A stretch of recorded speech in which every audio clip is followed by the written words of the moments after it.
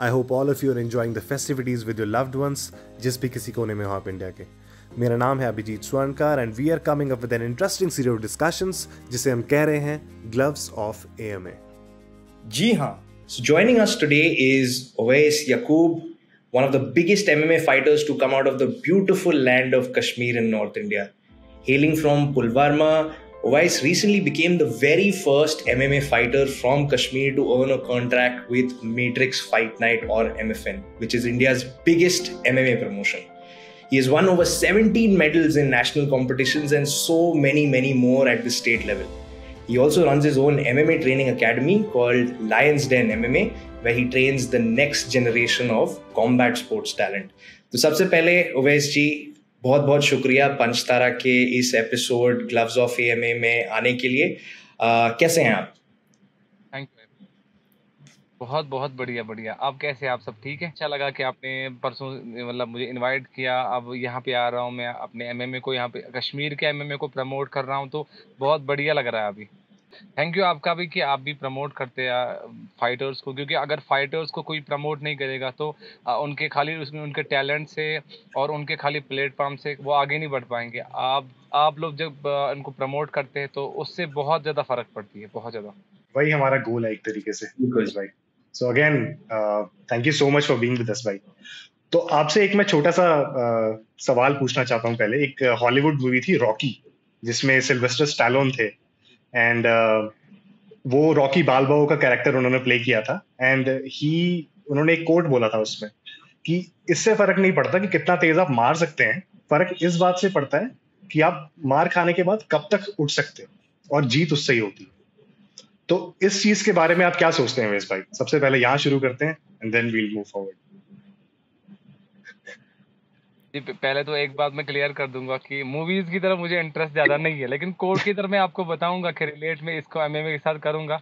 लेकिन मूवीज मुझे मैं लाइक नहीं करता पर्सनली मूवीज वगैरह देखना। मुझे लगता है कि अपना एक ये ओपिनियन है कि मुझे लगता है कि इससे टाइम वेस्ट होता है, इससे ज़्यादा स्टडीज बुक कुछ पढ़ लूँ मैं तो। लेकिन जो ये कोट है मतलब बहुत अच्छी कोट है, लेकिन सबसे पहले जो मेरे कोच है वो मुझे बोलते हैं कि जब भी आप फाइट करने जाओ तो वहाँ पे आप दिमाग में ये मत रखो, मतलब मेरे कोच का कुछ अलग ओपिनियन है कि ये कि वो बोल रहे कि जब आप फाइट करो तो आप दिमाग में रखो, कॉन्फिडेंस आपका इतना हाई लेवल होना चाहिए, आप दिमाग में रखो कि नहीं आगे वाला फाइटर कुछ नहीं कर सकता, आप उनको पूरा डोमिनेट करके खत्म कर दोगे पहले राउंड में फाइट। लेकिन कभी कभी वॉरियर जो होते हैं कभी कभी वो चक हो जाते हैं। जब जो कि हमजा चिमाओ हर किसी के साथ फाइट करता था, लेकिन जब गिलबर्ट बर्न्स के साथ उसको थोड़ी सी एडवर्सिटी पड़ी तो उसको पता चला कि मतलब असली में जो अंदर का वॉरियर होता है वो कब बाहर निकलता है। तब तक तो मतलब ऐसे ही खेल रहा था, लेकिन उसके बाद उसको पता चला कि नहीं, जब एडवर्सिटी पड़ती है,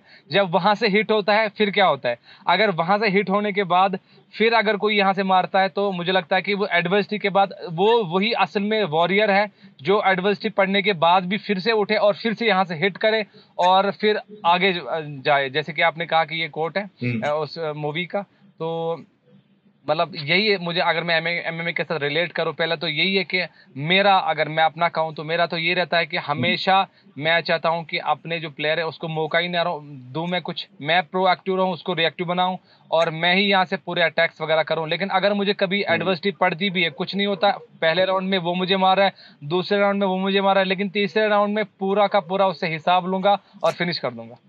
नहीं, बहुत सही कहा आपने। मतलब वो कमबैक की गुंजाइश हमेशा रहनी चाहिए।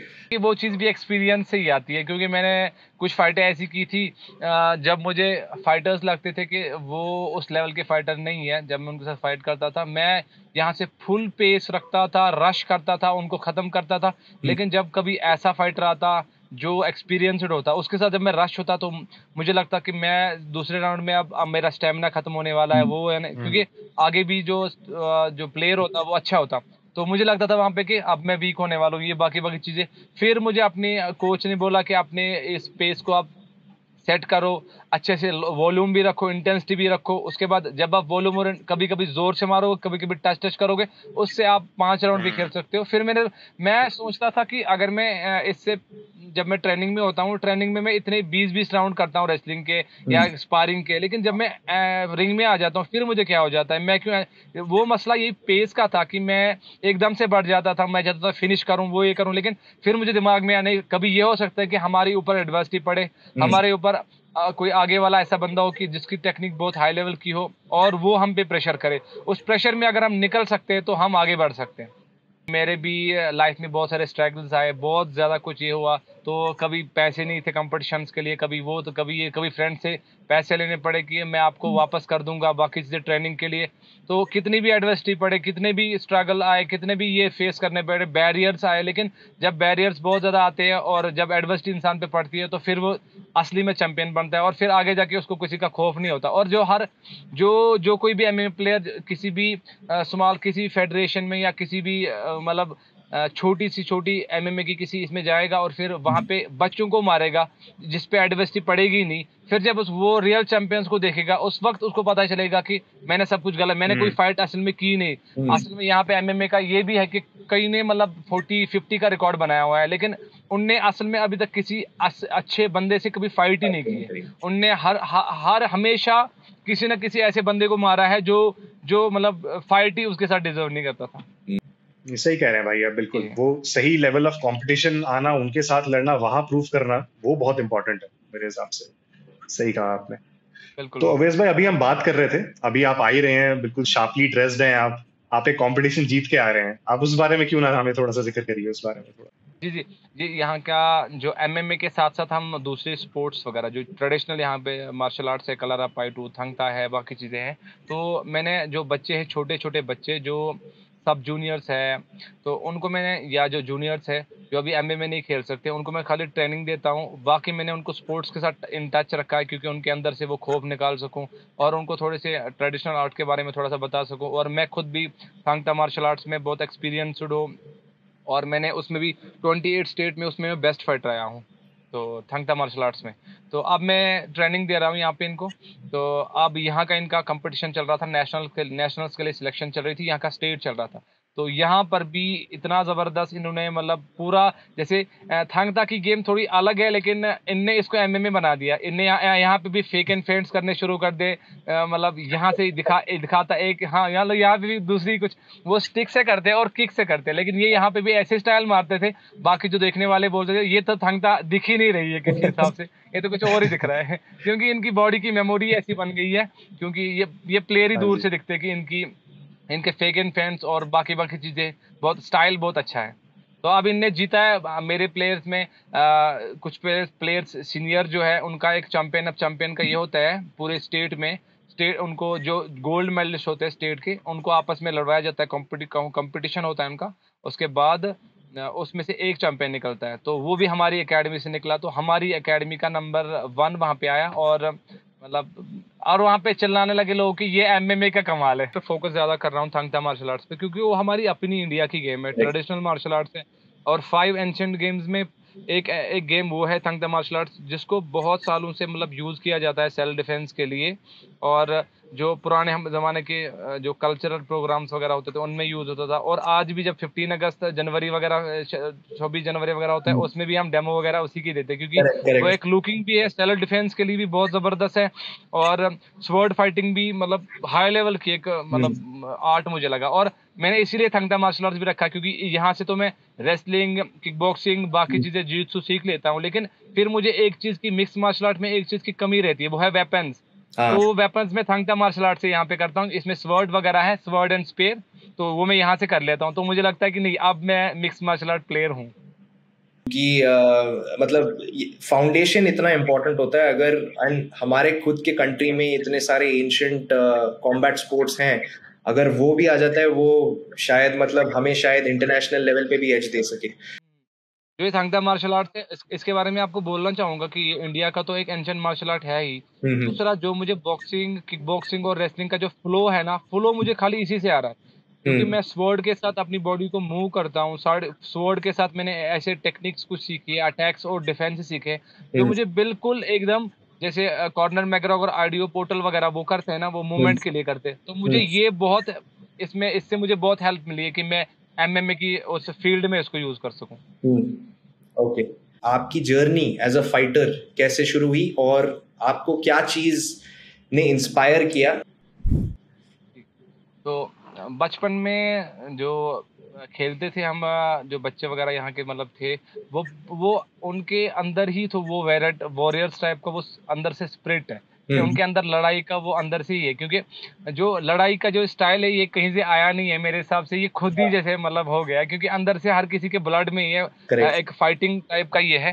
तो हर किसी का अंदर वो जोश था कि हम फाइटिंग कर लेते, बाकी चीजें कर लेते। तो आज तो मैं मूवीज वगैरह नहीं देखता, लेकिन उन दिनों वो चाइनीज मूवीज वगैरह जो मार्शल आर्ट्स की थी, वो बहुत जबरदस्त, मतलब वो मुझे तो लगती थी उन दोनों की ये बिल्कुल फेक दिखा रहे हैं, ये क्या दिखा रहे हैं, ऐसे कैसे हो सकता है, वो कैसे हो सकता है, मतलब ये ऐसे कैसे कर सकते हैं। लेकिन फिर मुझे पता चला कि ये असल में दिखा रहे हैं कि ये कंसेप्ट मार्शल आर्ट्स के क्लियर कर रहे हैं हमारे, कि मतलब मार्शल आर्ट्स असल में है क्या। तो फिर मार्शल आर्ट्स के बारे में मैंने थोड़ा सा पढ़ा, ये क्या है क्या नहीं है। थोड़ा सा यहाँ पे एक्सपोजर कम था, क्योंकि हमारा पुलवामा डिस्ट्रिक्ट जो था और है भी अभी भी यहाँ पे, या इससे पहले भी बहुत ये रहता था, शोर रहता था, बाकी माहौल खराब रहता था यहाँ पे कश्मीर में। और उस माहौल खराब होने के बावजूद भी हमने ट्रेनिंग को बिल्कुल भी नहीं छोड़ा और हमने कंटिन्यू किया, क्योंकि हमें लगा कि अगर हम इस एनर्जी को, जो एनर्जी लड़कों की है, उसको कहीं पे चैनलाइज नहीं करेंगे तो ये गलत डायरेक्शन की तरफ जाएगी।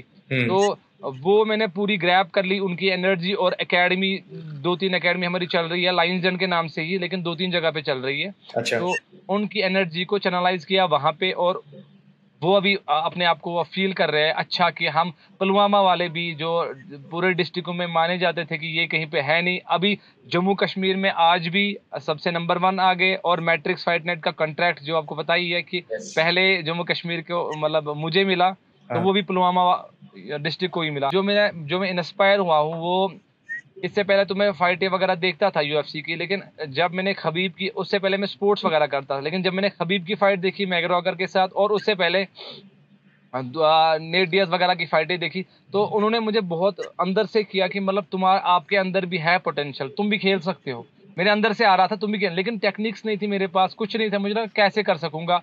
और यहाँ से उतना ज़्यादा बैक भी नहीं था कि मतलब इतने ज़्यादा पैसे भी नहीं थे कि मैं कहीं पर ट्रेनिंग ज़्यादा कर सकूँ, वो कर सकूँ, ये कर सकूँ। अब तो अल्हम्दुलिल्लाह वो आ गया है कि अब तो स्पॉन्सर्स भी मिल गए, बाकी चीज़ें भी, लेकिन तब कुछ नहीं था। फिर मैं उस पर डटा रहा, मैंने रनिंग स्टार्ट कर दी, जॉगिंग स्टार्ट कर दी।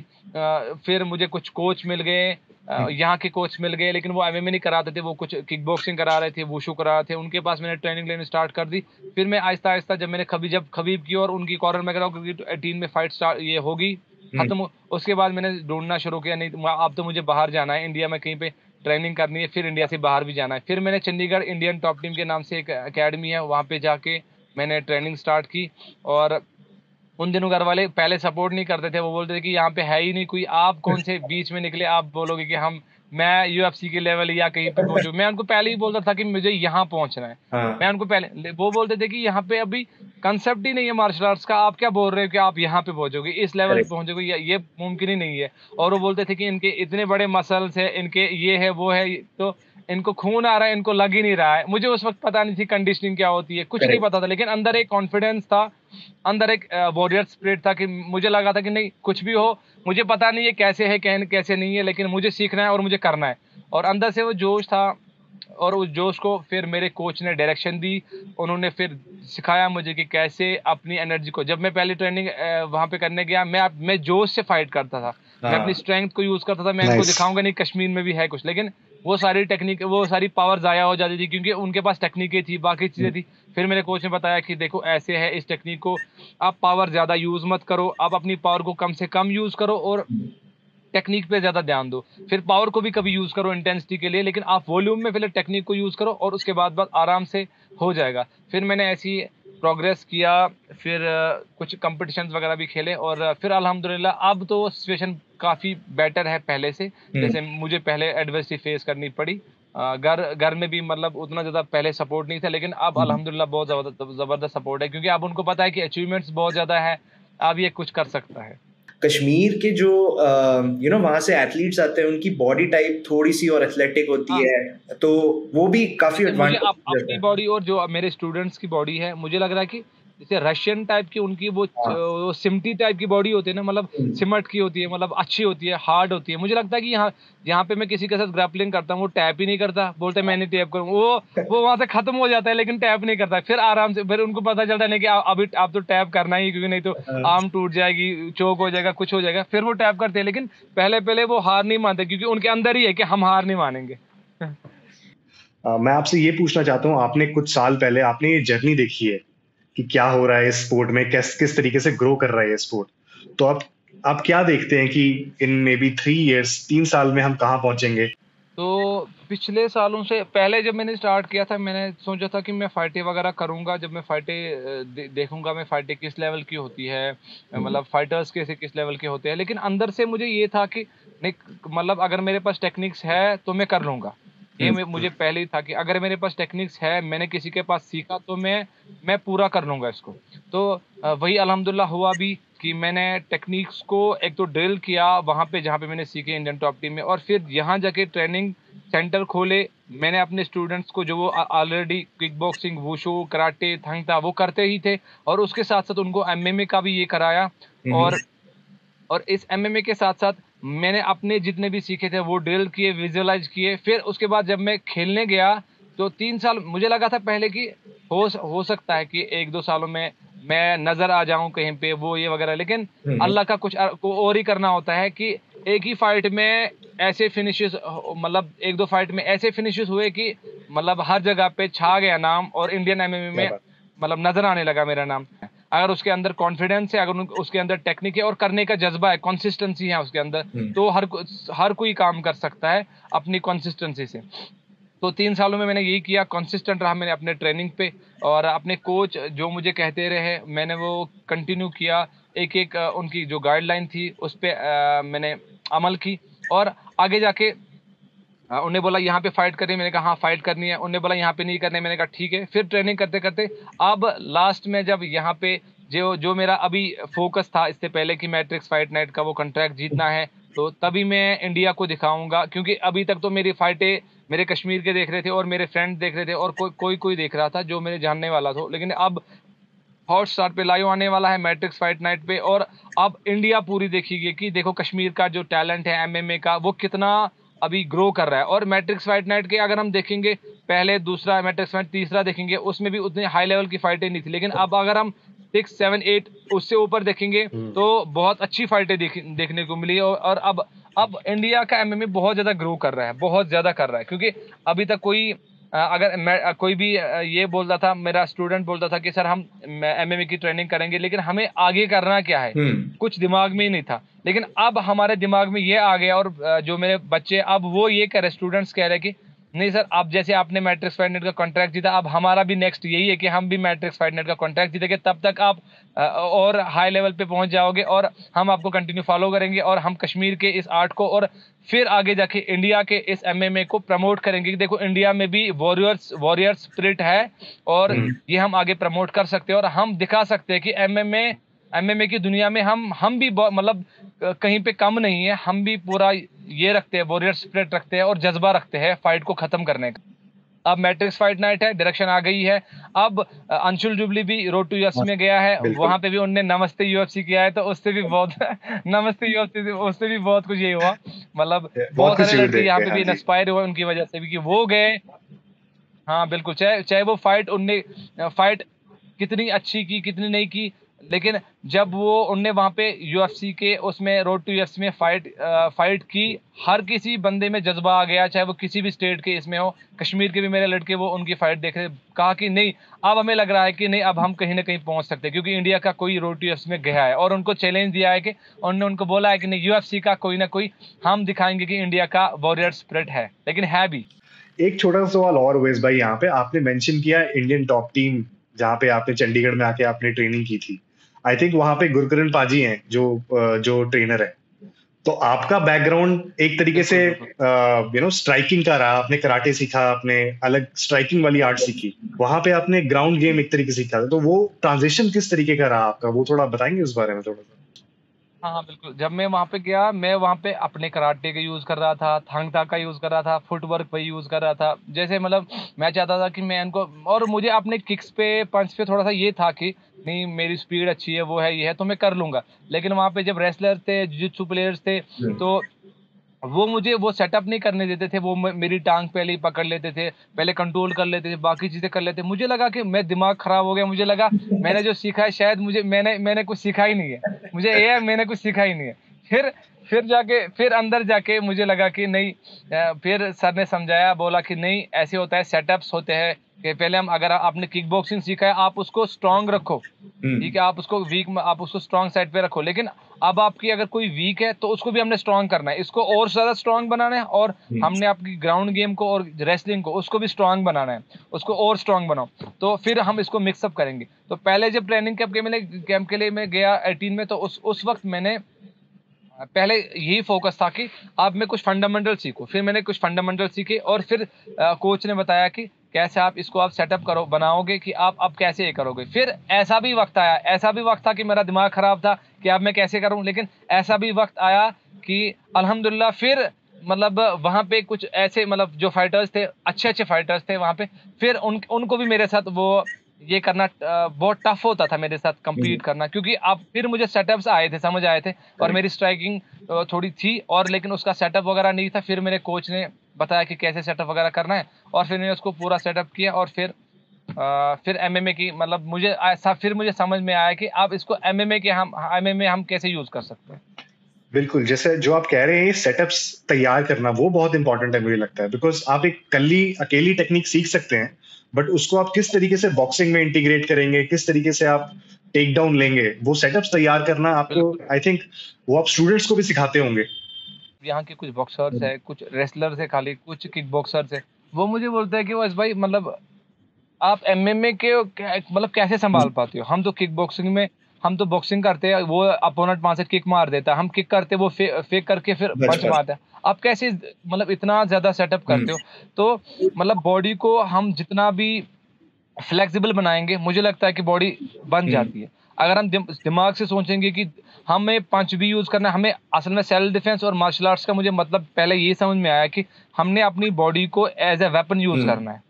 तो मुझे लगा कि वो वेपन जो यूज होती है वो खाली मिक्स मार्शल आर्ट्स है, एमएमए है। क्योंकि जब बॉक्सिंग मतलब मैं नहीं कहता कि बॉक्सिंग गलत है या बाकी चीजें, मतलब मुझे लगता है कि अंदर से मुझे फीलिंग आई कि जो एमएमए है वो कंप्लीट एक आर्ट है। तो अंदर से मुझे यही जो मैं जो एमएमए का ये है, पहले दिमाग में चल रहा था कि जो एमएमए है, मिक्स मार्शल आर्ट्स है, यही पूरा रियल आर्ट है कि जो मुझे सीखना है, जो मुझे पूरा करना है। और सेटअप्स वगैरह फिर ऐसे जहन में आ गए कि अगर हम फिर जो कोच होते हैं वो पूरा लिख के देते हैं कि ऐसे ऐसे करना है, पंचिंग को किक्स के साथ मिक्स करना है पहले, फिर किक्स को टेक डाउन के साथ, फिर पंच को अलग से टेक डाउन के साथ, फिर किक बॉक्सिंग को टेक डाउन के साथ, और फिर किक बॉक्सिंग रेसलिंग को, और फिर जिजित्सु के साथ इसको पूरा मिक्स करते हैं, और इसकी फिर ड्रिल करते हैं, और फिर मसल मेमोरी बन जाती है, एक बॉडी की मसल मेमोरी बन जाती है कि फिर दिमाग को सोचना नहीं पड़ता कि हमें करना क्या है। फिर खुद काउंटर बजने शुरू हो जाते हैं, फिर खुद ही अगर वहां से वो क्रॉस मारता है, यहाँ से खुद इंसान टेक डाउन करने के लिए जाता है, क्योंकि उसकी टाइमिंग बढ़ जाती है और उसका एक अलग लेवल की वो बॉडी फ्लेक्सिबल टाइप की हो जाती है। अभी आपके मुताबिक एक आइडियल एमएमए फाइटर का बैकग्राउंड क्या होना चाहिए? अगर मुझे बोला जाएगा कि मतलब होना क्या चाहिए, अगर जो बच्चा है पहले से ही स्टार्ट करना चाहिए, तो मुझे लगता है कि उसको पहले से फंडामेंटल जितने भी है, चाहे वो जुजुत्सु के है, चाहे वो बॉक्सिंग के है, चाहे वो किकिंग के है, पहले ही पूरा उसके ऊपर फंडामेंटल के ऊपर ध्यान देना चाहिए। और किक बॉक्सिंग के मैच या जुजुत्सु जो के मैच होते हैं वो खेलने चाहिए। जो जब तक वो 17, 18, 16, 17 का हो जाएगा तब तक उसको ये कंपटीशन कंटिन्यू खेलने हैं और ट्रेनिंग कंटिन्यू रखनी है। बस मुझे लगता है कि तब तक यही करना है इसको। लेकिन अगर कोई ऐसा बंदा है जिसका ऑलरेडी कोई बैकग्राउंड है, जैसे कोई कराटे वाला हो, चाहे वुशु वाला हो, चाहे किक बॉक्सिंग वाला कोई भी हो, चाहे थंग ता वाला, जैसे मुझे लगता है कि उसको, अगर वो कराटे वाला है, उसको कराटे का जो फुटवर्क होता है, इन एंड आउट मूवमेंट होती है, उसको बिल्कुल वहीं पे रखना है, उस पर काम छोड़ना नहीं है। उसको बिल्कुल उसके ट्रेडिशनल का जो ट्रेडिशनल आर्ट है उसको यूज करना है एमएमए में। जैसे मैंने थांगता को फ्लो के लिए यूज किया, जैसे कराटे को या उनको मैंने इन एंड आउट मूवमेंट के लिए यूज किया, मैं कैसे जल्दी काउंटर मारूं उसके लिए यूज किया। तो मुझे लगता है कि अगर कोई कराटे है, अगर कोई किक बॉक्सर है, उसको जैसे मेरे कोच ने कहा था कि उसको आप स्ट्रांग रखो और उसको आप ज्यादा स्ट्रांग बनाओ जो आपके पास है, और जो आपके पास नहीं है, अगर कोई कराटे प्लेयर है उसके पास किक बॉक्सिंग के ज्यादा सेटअप नहीं है, ये रेसलिंग नहीं है, जित्सु नहीं, उस पे वो काम करे, जित्सु पे कम से कम डिफेंसिव काम करे। अगर उसको लग रहा है कि कॉर्नर मैग्रेगर की तरह कि नहीं मैं स्ट्राइकर ही बनूंगा, खतरनाक स्ट्राइकर ही, मैं हर किसी को खत्म करूंगा, मेरी स्ट्राइकिंग पे इतना कॉन्फिडेंस है, तो उसको कम से कम अपनी गेम को डिफेंसिव लेवल पे लाना चाहिए। चाहे वो रेसलिंग का डिफेंस करना चाहिए, वो जित्सु, वो आर्म बार, ट्रायंगल, इन चीजों से निकलना आना चाहिए उसको। अगर वो यहाँ से सबमिट ना कर सके, कम से कम वो डिफेंसिव होना चाहिए। तो फिर ऑफेंसिव में फिर वो अपनी किक बॉक्सिंग, फिर वो अपनी गेम चलाएगा और अपने हिसाब से अपने अपोनेंट को चलाएगा। लेकिन डिफेंस के लिए उसको कम से कम सारे जो आर्ट्स है वो डिफेंस की लेवल तक आने चाहिए। आपने एमएफएन की जर्नी की, वो किस तरीके की फाइट्स रही और कितनी फाइटें आपको लड़नी पड़ी, वो पूरा प्रोसीजर थोड़ा बताएंगे? जी जी, फाइटें वहाँ पे 5 मेरी फाइटें थी और एक रात में ही फाइटें आ गई। मतलब पहले जो फ्लाई वेट, फेदर वेट तक या बाकी बैंटम वेट, लाइट वेट चल रहा था उनका, तो एक दिन में पहले एक फाइट आ गई, उसके बाद 2-3 फाइटें दूसरे दिन आ गई। लेकिन मेरी फाइट पहले दिन कोई आई नहीं, मैं वेट कर रहा था रात तक, आई नहीं कोई, क्योंकि वेट कैटेगरी वहां से खत्म नहीं। दूसरे दिन आ गई और दूसरे दिन के रात में आ गई। मतलब सारे फाइटें 24 घंटे के बीच में आ गई और 5 फाइटें करनी थी। और मेरा कोच, मेरे जो दूसरे ये थे, क्या बोलते, पार्टनर्स थे, जो टीममेट्स थे, उनको बाहर भेजते थे और नारियल पानी लाते थे, और नारियल पानी से मैं उसको रिकवरी कर लेता था। मतलब जो मैं थकता था, बाकी चीजें करता था, तो नारियल पानी पीता था, फिर से एक फाइट करता था, फिर नारियल पानी, फिर से एक फाइट करता था, फिर चॉकलेट खाता था, फिर कुछ ऐसी चीजें खाता था जिससे मेरी एनर्जी बनी रही। और फिर मैंने कंटिन्यू फाइट्स की।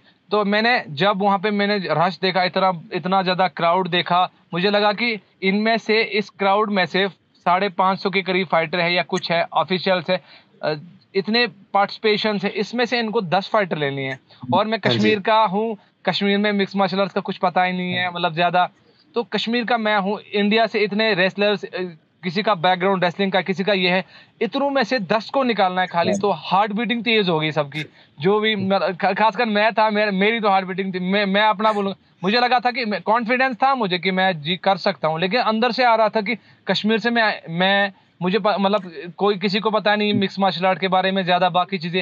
और जो बाकी यहाँ के इंडिया के बाकी है 530 फाइटर में 10 फाइटर खाली उनको सिलेक्ट करेंगे, या 10 से 12 फाइटर ऐसे जिनको सिलेक्ट, और जैसे नामुमकिन लग रहा था, लेकिन मतलब अंदर से आ रहा था कि नहीं, कर सकते हो, आपने काम किया है, कर सकते हो। फिर वो फेथ था, अल्लाह पे फेथ था, भरोसा था। मुझे लगता है कि फेथ के बगैर अगर फाइटर फाइट करेगा, मुझे लगता है कि नहीं जीत सकता। अगर एक बार जीतेगा, लेकिन दूसरी बार मतलब कभी ना कभी वो खत्म हो ही जाएगा। क्योंकि जो फेथ होता है एक किस्म का टाइप का, मुझे लगता है कि ट्रेनिंग के साथ साथ फेथ का होना बहुत ज्यादा जरूरी है।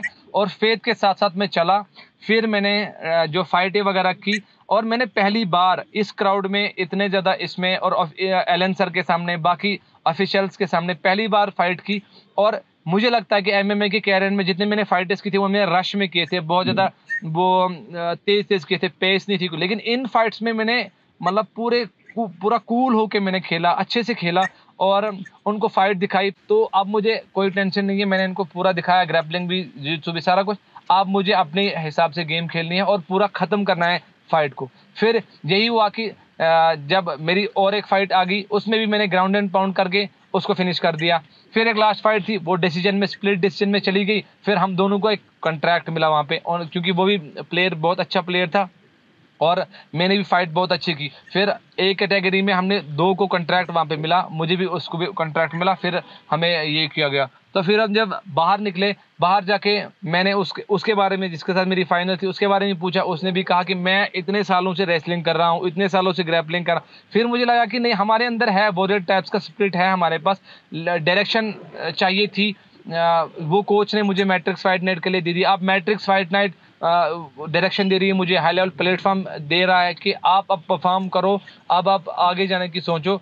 और अब वहाँ पे अल्हम्दुलिल्लाह मैं काम कर रहा हूँ। अब ट्रेनिंग कैंप्स का भी सोच रहा हूँ कि ट्रेनिंग कैंप्स इसके आगे करने हैं और बहुत अच्छे करने हैं, और अपनी स्ट्राइकिंग को भी और अपनी रेसलिंग जित्सु को भी और भी ज़्यादा बढ़िया बनाना है। तो ये मतलब आपने इतना बढ़िया ऐसे मतलब मूवी जैसे नरेशन दे दी। ये पूरे एमएमए और कॉम्बैट स्पोर्ट्स की दुनिया में ना हम थोड़ा से खो जाते हैं। आप हमारे ऑडियंस को जरा रेस्ट और रिकवरी के इम्पोर्टेंस के बारे में भी थोड़ा बताएंगे, क्योंकि ये बहुत ही एक अंडररेटेड या मतलब इतना ज्यादा कवर नहीं करते लोग इस एस्पेक्ट को, क्योंकि इसके बिना आप अपना फुल पोटेंशियल कभी रीच ही नहीं कर पाएंगे। बिल्कुल बिल्कुल जी मेरा भी पहला यही था जो आप अभी ऑडियंस का बोल रहे हैं। मेरा भी यही था कि जब मैं ट्रेनिंग करता था मुझे लगता था कि जितनी मैं इंटेंसिटी से ये करूँगा ट्रेनिंग करूँगा, शायद कि मैं अपने गोल पे जल्दी पहुंच जाऊंगा और मेरी परफॉर्मेंस आगे हो जाएगी, मतलब लेवल अप हो जाएगी। लेकिन फिर जब मैंने इंटेंसिटी पे काम किया मेरी इंजरीज हो जाती थी, मेरी इंजरीज हो जाती थी। मुझे पता नहीं था कि रिहाइड्रेशन कैसे करनी है, मुझे नहीं पता था कि रेस्ट क्या होता है, मुझे नहीं पता था कि एक्टिव रिकवरी क्या होती है, मुझे इन सब चीज़ों के बारे में पता ही नहीं था। फिर कोच ने इतना ज़्यादा गाइड किया, उनके भी कुछ न्यूट्रिशन कुछ ये है मतलब कोच है बाकी है जो कि इंडिया से बाहर ऑस्ट्रेलिया का भी है बाकी है, वो उनसे पूछ के खुद की नॉलेज भी बहुत ज़्यादा गेन करते और हमें भी बहुत ज़्यादा हेल्प करते। फिर उनने समझाया रेस्ट क्या होता है, रिकवरी क्या होता है। फिर धीरे धीरे मुझे पता चला कि जो जितनी ज़्यादा ज़रूरी इंटेंसिटी है उतनी ही ज़्यादा ज़रूरी है लाइट और वॉल्यूम से टच करना, और जितनी ज़्यादा ज़रूरी ट्रेनिंग है उतनी ही ज़्यादा ज़रूरी है, उससे ज़्यादा ज़रूरी है रेस्ट।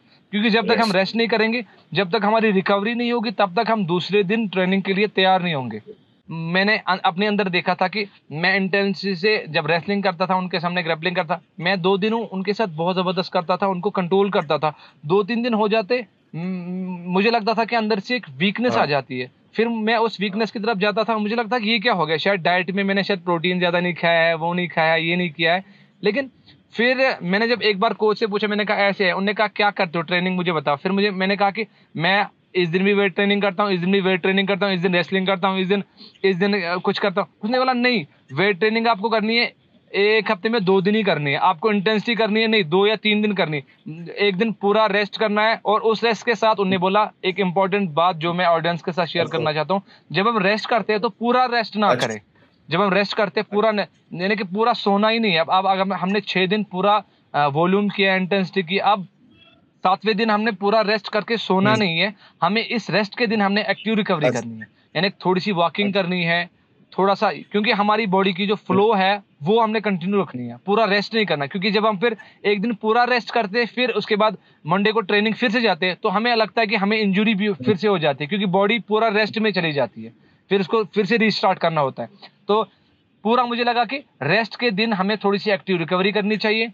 और एक्टिव रिकवरी के साथ साथ अगर ये पॉसिबल हो कि जिस स्पोर्ट्स में हमें जान कम लगती है, जैसे थोड़ी सी ये हो गई क्रिकेट के थोड़े 1-2 ये खेल लिए, ओवर्स खेल लिए, बाकी की एक्टिव रिकवरी की, अपने दिमाग को थोड़ा सा फ्रेश किया, वॉकिंग करने गए, साइकिलिंग करने गए या स्विमिंग पूल में चले गए एक्टिव रिकवरी के लिए। तो इससे हमें, मुझे लगता है कि इससे इतनी ज़्यादा रिकवरी हो जाती है और दिमाग इतना ज़्यादा शार्प हो जाता है। और मार्शल आर्ट्स की जो गेम है वो मेंटल गेम बहुत ज़्यादा है, तो हमें रेस्ट जब तक नहीं मिलेगा हमारा दिमाग उस लेवल का काम नहीं करेगा। जब तक हमारी रिकवरी नहीं होगी हमारा दिमाग उतना उस लेवल का काम नहीं करेगा और हम डे टू डे कमज़ोर हो जाएंगे और हमारी परफॉर्मेंस कम चली जाएगी। फिर हम सोचेंगे ही नहीं कि हम कैसे आगे जाएंगे, हम फिर सोचेंगे हमें क्या हो रहा है, हमारी बॉडी को हमें नज़र लग गई, हमें मतलब बहुत सारे फाइटर ऐसे थे वो कहते हैं हमें नज़र लग गई, हमने ये किया। हमने नज़र लगना हक है, मैं समझता हूँ कि नज़र लग सकती है, लेकिन ये है कि उसकी अपनी गलती होती है कि वो रेस्ट नहीं करता, वो रिकवरी नहीं करता। उसको लगता है कि शायद मेरी वीकनेस मेरी डाइट की वजह से, लेकिन उसको ये नहीं पता है कि अगर मैं रेस्ट करूं, अगर मेरी नींद अच्छी आ जाएगी तो उससे भी मेरा मतलब बहुत ज़बरदस्त फायदा होगा। कुछ ऐसे हैं फैट बर्निंग के क्लास में आते थे कि वो बोलते फैट बर्न करेंगे, बाकी चीज़ें करेंगे। फिर जब मैंने पढ़ा इस बारे में भी बाकी चीज़ें, तो फिर जो सबसे ज़्यादा इफेक्ट करता है इसमें वो भी स्लीप है, रेस्ट है। कि अगर वो नींद नहीं करता अच्छे से तो उसका फैट बर्न भी उस लेवल का नहीं होता है, उसका वेट भी अच्छी तरह से कट नहीं होता, कंट्रोल नहीं होता, बाकी चीज़ें भी नहीं होती। तो फिर मुझे पता चला कि जो स्लीप, जो रेस्ट, जो रिकवरी मतलब कितनी ज़्यादा ज़रूरी है ट्रेनिंग के साथ साथ, बहुत ज़्यादा ज़रूरी है। मुझे लगता है कि जितनी ज़्यादा ज़रूरी ट्रेनिंग है उससे ज़्यादा ज़रूरी है रेस्ट और रिकवरी। तो आप जो भी कर सकते हैं अपने कंट्रोल में वो करना जायज़ है और इम्पोर्टेंट है। साथ साथ में हमें ये भी ज़रूरी है, कंफर्म करना ज़रूरी है कि हमने अपनी बॉडी को क्या देना है और क्या हमने बॉडी अपने से लेना है। पूरा अपने बॉडी को स्टडी करना है और फिर उसी के हिसाब से हमने अपने डाइट चार्ट, अपने पूरी रिकवरी और रेस्ट पूरा डॉक्टर के साथ या किसी न्यूट्रिशनिस्ट के साथ पूरा कंसल्ट करके और इस पे पूरा फोकस करना है। ट्रेनिंग के साथ साथ ये बहुत ज़्यादा एक मेन पार्ट है MMA में और स्पोर्ट्स में और लाइफ में। नहीं, काफी सही आपने इनसाइट शेयर करी। हमारी ऑडियंस को बहुत फायदा होगा इससे। ग्लोबल MMA में टॉप 3 फाइटर्स आप पे कौन है? सबसे फेवरेट फाइटर्स कौन है? आपने खबीब का मेंशन किया, आपने खमजात का मेंशन किया। किन से आप इंस्पायर होते हैं और किनका फाइटिंग स्टाइल आपको अच्छा लगता है? मुझे हर साल मुझे चेंज होता रहता है मतलब हर साल मेरा ये होता है कि अब ये है, अब ये है, अब ये, क्योंकि हर किसी में कोई ना कोई इम्प्रूवमेंट आ जाती है, कोई ना कोई ऐसी बात लग जाती है दिल में जो कि इंस्पायर कर देती है। हाँ जी। जैसे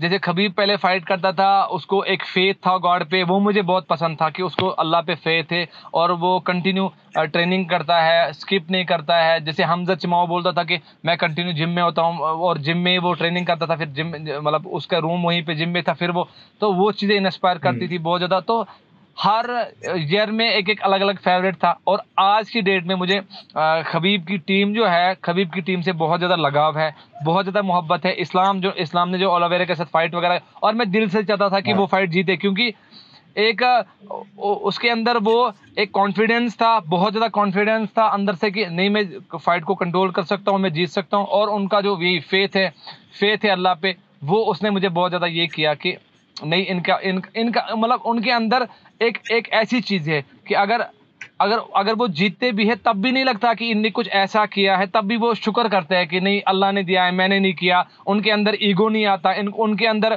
कोच की रिस्पेक्ट जाती नहीं है, और वो कोच की रिस्पेक्ट उससे हाई लेवल की करते हैं। उनके अंदर ये चीज़ें मुझे बहुत ज़्यादा अच्छी लगी। वो इंसान अच्छे हैं, वो खाली फाइटर अच्छे नहीं है, वो इंसान अच्छे हैं। तो हमजा चिमाओ एक, ये इस्लाम एक है, खबीब एक है, और GSP है। GSP मुझे इसलिए है मतलब अच्छे लगते हैं क्योंकि वो उसके जो टेक्निक्स है वो मुझे बाकियों से डिफरेंट लगते हैं कि उसके टेक डाउन करने का स्टाइल अलग है। वो टेक डाउन अगर मैं टेक डाउन ऐसे करता हूँ, मतलब जैसे मैं टेक डाउन करता था तो मुझे लगता था कि डबल लेग, सिंगल लेग, बाकी चीज़ें, फिर मतलब एक अलग टाइप का कंसेप्ट था जो कि हर किसी MMA प्लेयर को है। लेकिन GSP का कंसेप्ट थोड़ा डिफरेंट था, मतलब आज भी अगर वो कोई टेक्निक बताता है तो हट के बताता है। तो इसीलिए मतलब उनकी मुझे ये ग्लोबली मुझे वो बहुत पसंद है। एक इस्लाम, एक खबीब और GSP, ये मुझे अभी आज की डेट में बहुत ज़्यादा ये है, फेवरेट है। बिल्कुल भाई। आई थिंक काफ़ी सारे MMA फैंस और MMA फाइटर जो इंडस्ट्री में है, ये 3 नाम काफ़ी सारे सुनने को मिलेंगे। जब MMA जो होता है, मतलब जब MMA फाइटर फाइट करता है, उसके अंदर जोश, ठीक बात है, वो अपने अपोनेंट को धक्का दे सकता, कुछ भी कर सकता है। लेकिन जब वो रिंग के आउटसाइड हो तो वो ऐसा होना चाहिए कि वो सबसे बेहतरीन इंसान लगना चाहिए। वो लगना चाहिए कि ये पूरा अल्लाह का पूरा वो बंदा है, एक मतलब जिसकी वजह से किसी और को तकलीफ ना लगे और उसको कोई तकलीफ ना दे। वो अपने हाथ को, अपने जिस्म को दूसरों को तकलीफ देने से बिल्कुल दूर रहे। MMA के रिंग में वो दूसरों को एंटरटेन करने के लिए फाइट करे या अपने लिए भी अपना शौक हो या क्या हो, लेकिन जब वो बाहर निकले वो किसी को फाइटर दिखे ही ना। मतलब ये नहीं कि उसकी एक्टिविटीज फाइट, मतलब वो अंदर वो ऐसा हम्बल लगे, वो इतना लगे कि ये कोई फाइटर ही नहीं है, मतलब ऐसा लगे, मतलब इंसान बहुत अच्छा हो। बिल्कुल भाई, आपकी ये बातें काफी इंस्पायरिंग है उवैस भाई, और इससे पता चलता है कि आप भी दिल से कितने साफ है और आप किस चीजों में बिलीव करते हैं। एक बहुत ही पॉजिटिव चेंज लेके आ रहे हैं वैली में, जिससे मतलब एक जो यूथ है वो डायरेक्ट हो रहा है अच्छी जगहों में, अच्छी एनर्जी के लिए, जिसके लिए आपको सलाम है और तहे दिल से शुक्रिया है आपका कि आप यहाँ पे आए हमारे पास। Thank you.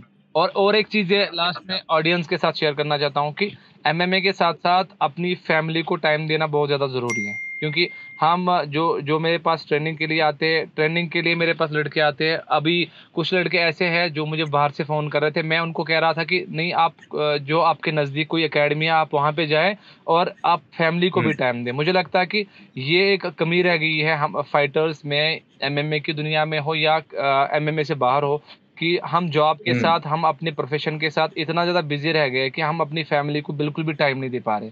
और फैमिली को जब हम टाइम नहीं दे रहे तो हम कितने भी बड़े चैंपियन बन जाए, हम कितने भी बड़े अच्छे फाइटर बन जाए, हमारे दिल में कभी सुकून नहीं होगा, क्योंकि हमें वो खुशी शेयर करने का किसी के साथ मौका नहीं मिलेगा। और जो रियल में जो रियल में हमारे साथ खुशी हमारे साथ ये करना चाहते हैं, सेलिब्रेट करना चाहते हैं, वो हमारी फैमिली है। फर्स्ट प्रायोरिटी फैमिली है कि वो हमारे साथ सेलिब्रेट करना चाहते हैं हमारी खुशी, चाहे कोई भी खुशी हो, चाहे फाइटिंग हो, चाहे कोई कुछ भी हो।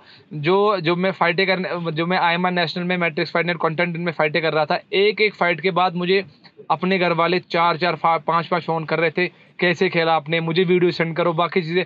असल में जो रियल सेलिब्रेट करते हैं वो अपनी फैमिली होती है। बाकी जो लोग होते हैं उनका पता ही नहीं होता है कि वो असल में सेलिब्रेट मतलब बाहर से कर रहे हैं कि अंदर से कर रहे हैं, वो पता ही नहीं होता। लेकिन फैमिली का पूरा होता है कि फैमिली आपको चाहती है कि ये आगे बढ़े, फैमिली का। तो मुझे लगता है कि फैमिली को टाइम देना बहुत ज्यादा जरूरी है, बहुत ज्यादा।